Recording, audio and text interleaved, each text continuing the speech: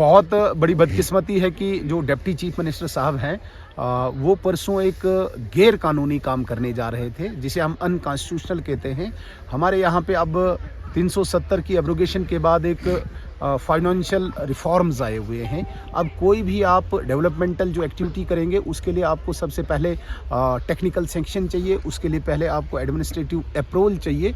दोनों चीज़ों को दरकिनार करके वो एक ब्रिज को फाउंडेशन डालने जा रहे थे और जिस ब्रिज का एक एंड कालाकोट की एक पंचायत में पड़ता था, बड़ी बदकिस्मती है उन्होंने 100 मीटर दूर ढांगरी से एक डीडीसी मेंबर को लाया, उन्होंने 150 किलोमीटर दूर वहाँ पे एमएलए को लाया, लेकिन जो लोकल एमएलए ठाकुर रणधीर सिंह जी जो सुंदरबनी कालाकोट के एमएलए हैं उन्हें इग्नोर किया, उन्हें अवॉइड किया और जो वहाँ पे प्लेट बनी हुई थी उसे बिल्कुल नाम नहीं रखा। तो ये नेशनल कॉन्फ्रेंस की मानसिकता को दर्शाता है।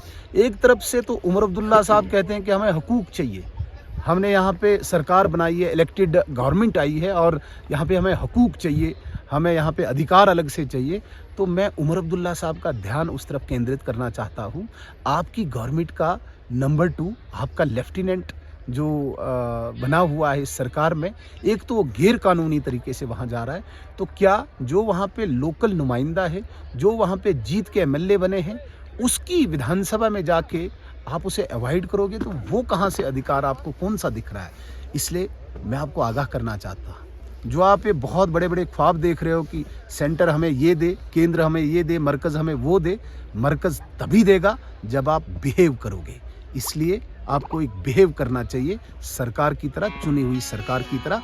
इस तरीके से बिहेव करोगे तो आप इस स्टेट का, आप इस रियासत का सत्यानाश करने की तरफ जा रहे हैं। अगर एनसी की बात करें, उमर अब्दुल्ला जी का इलेक्शन से पहले एक बयान था कि जम्मू कश्मीर में मीटर नहीं लगाए जाएंगे और बिजली मुफ्त दी जाएगी। वहीं रिसेंटली उनका एक बयान आया कि पूरे जम्मू कश्मीर में मीटर लगने चाहिए और बिजली मुफ्त की कोई बात नहीं। देखिए, उमर अब्दुल्ला साहब जिस पार्टी की सरपरस्ती कर रहे हैं, नेशनल कॉन्फ्रेंस, उन्होंने, उनकी हिस्ट्री है यहाँ पे झूठ की, उनकी बुनियादें जो है वो झूठ पे 1931 से लेके आज तक, जब महाराजा का दौर था उस वक़्त भी पूरे जम्मू कश्मीर में उन्होंने झूठ फैलाया। तब से लेके आज तक 2024 तक सिर्फ वो झूठ फैला रहे हैं और झूठ की बुनियाद पे वो जम्मू कश्मीर के लोगों का हनन करते हैं, अधिकारों का गुमराह करते हैं।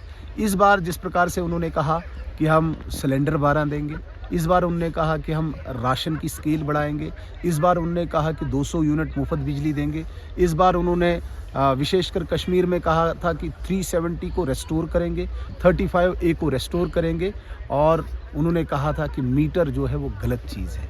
आज उन्हें समझ आ रहा है कि मीटर एक सही चीज़ है, गरीब के लिए अच्छी बात है, आम इंसान के लिए अच्छी बात है। लेकिन अगर यही बात वो चुनाव से पहले बोलते तो कितना अच्छा था। नेशनल कॉन्फ्रेंस झूठ की एक बहुत बड़ी दीवार बना के लोगों को उस पर गलत पिक्चर दर्शा के वोट बटोरने का काम करते हैं। मैं आज बड़े दावे के साथ कहता हूँ, आज अगर चुनाव होता है, इस वक्त सिर्फ 2 महीने हो गए हैं इस चुनाव को, यदि आज चुनाव होता है तो नेशनल कॉन्फ्रेंस नेस्ता नाबूद होगी, नेशनल कॉन्फ्रेंस कहीं दिखेगी नहीं। ये बड़े दावे के साथ कहता हूँ, क्योंकि 2 महीने के अंदर ही इनका असली चेहरा सामने आया, इनका चरित्र सामने आया और लोग पछता रहे हैं। आज कश्मीर में तो बिल्कुल लोग पछता रहे हैं। जिस प्रकार की उनकी कथनी और करनी है, उनकी बोली है, वो तो बिल्कुल कभी अजमेर, कभी दिल्ली और कभी पेरिस जाके अपनी मौज मस्ती कर रहे हैं और लोग बेचारे दर-बदर हैं। आज यहाँ पे बिजली की क्राइसिस है, बिजली के लिए बात करते, पानी की क्राइसिस है, पानी के लिए बात करते। आज बड़ी बदकिस्मती है, हम जो तब कह रहे थे वो उसी बात पे आज पहुँचे। लेकिन हम वेलकम करते हैं, कम से कम भाजपा के एजेंडा को वो टो कर रहे हैं, उसके लिए मैं उनका स्वागत करता हूँ।